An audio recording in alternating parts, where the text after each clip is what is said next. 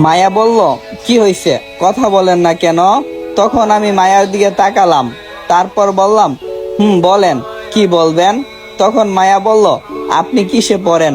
তখন আমি বললাম, আমি ইন্টার ফাইনাল ইয়ারের পরীক্ষা দিয়েছি। আপনি? মায়া তখন খুশি হয়ে ওর হাত বাড়িয়ে দিয়ে বলল, আমিও। আর বলল, আচ্ছা, আমরা যেহেতু একই ক্লাসে পড়ি, আমরা কি ফ্রেন্ড হতে পারি? আমি মায়ার হাত না ধরে বললাম, হওয়া যায়। হঠাৎ করে মায়া আমার হাত ধরে তারপর বলল, যেহেতু ফ্রেন্ড হয়েছ, তাহলে এখন থেকে তুমি করে বলি। আমি মায়ের কাছ থেকে আবারও হাতটা সরিয়ে নিয়ে বললাম, ঠিক আছে, বলবো। তারপর আমরা কিছুক্ষণ গল্প করে রুমে চলে এলাম। মায়া মেয়েটা অনেক মিশুক, সহজে আমার সাথে মিশে গেছে। 7 দিন পর আজকে মায়া চলে যাচ্ছে, সাথে আমার ফ্যামিলির সবাই, শুধু আমি বাদে।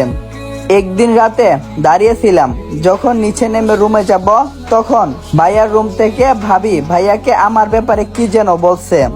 তখন আমি দরজায় কান লাগিয়েছিলাম, শুনতে পাচ্ছি ভাইয়া ভাবিকে বলছে, আচ্ছা, তুমি সবাইকে তোমার বাসায় যেতে বললে, কিন্তু সাজ্জাদকে যেতে বললে না কেন? তখন ভাবি ভাইয়াকে বলল, দেখো, তোমার ভাইকে আমি দুচ্ছকে দেখতে পারি না, তার চেয়েও বড় কথা, তোমার ভাইকে আমার ভালো লাগে না, যার জন্য ওকে আমি যেতে বলিনি। তখন ভাইয়া কিছুটা রাগ করলো আর বলল, কি কারণে ভালো লাগে না সেটা তুমি একটু বলবে?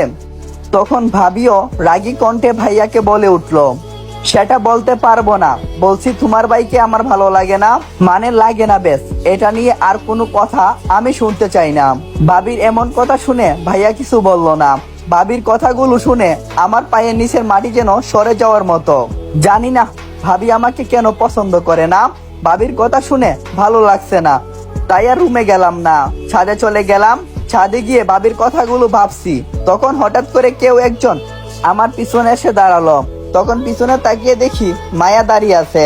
মায়ার দিকে তাকানো মাত্রই মায়া আমার হাতে একটা চিঠি ধরিয়ে দিয়ে চলে গেল। চিঠিটা খুলে পড়তে লাগলাম। চিঠিতে লেখা ছিল, তোমাকে প্রথম যেদিন দেখি সেদিন তোমাকে ভালোবেসে ফেলছিলাম, অনেকটাই ভালো লাগে, তোমার সাথে থাকতে ইচ্ছা করে। সত্যি বলতে আমি নিজেও জানি না কবে তোমার মায়ায় আমি জড়িয়ে গেছি। বিশ্বাস করো জান, তোমাকে আমি অনেকটাই ভালোবাসি। আই লাভ ইউ, ইতি তোমার মায়া। চিঠিটা পড়ে আমি কিছুক্ষণ ঘোরের মধ্যে ছিলাম। সত্যি বলতে আমিও মায়াকে ভালোবেসে ফেলছি, তাই ওকে হ্যাঁ বলে দেব, তবে আজকে বলবো না, পরে সময় করে বলবো। তারপর আমি ছাদ থেকে নেমে সোজা রুমে চলে এলাম, আর কখন যে ঘুমিয়ে পড়ছি তা নিজেও জানি না। সকালে সবাই ভাবির বাসায় গেল, কিন্তু আমি বাদে। সবাই চলে যাওয়ার পর আমি রুমে এলাম, তখন আমার ফোনটা বেজে উঠলো। পকেট থেকে ফোনটা বের করে দেখি মায়া ফোন করছে। আমি কলটা রিসিভ করতেই ওই পাশ থেকে মায়া বলল, কালকে আমি তোমাদের বাসায় আসব। তখন আমি বললাম, ঠিক আছে, এসো, কোনো সমস্যা নেই। তারপর আরেক কিছুক্ষণ নানান কথা বলে ফোনটা কেটে দিলাম। পরের দিন সকালে ছাদে গিয়ে বসেছিলাম, তখন কেউ একজন এসে আমার পাশে বসে আমার হাত ধরলো।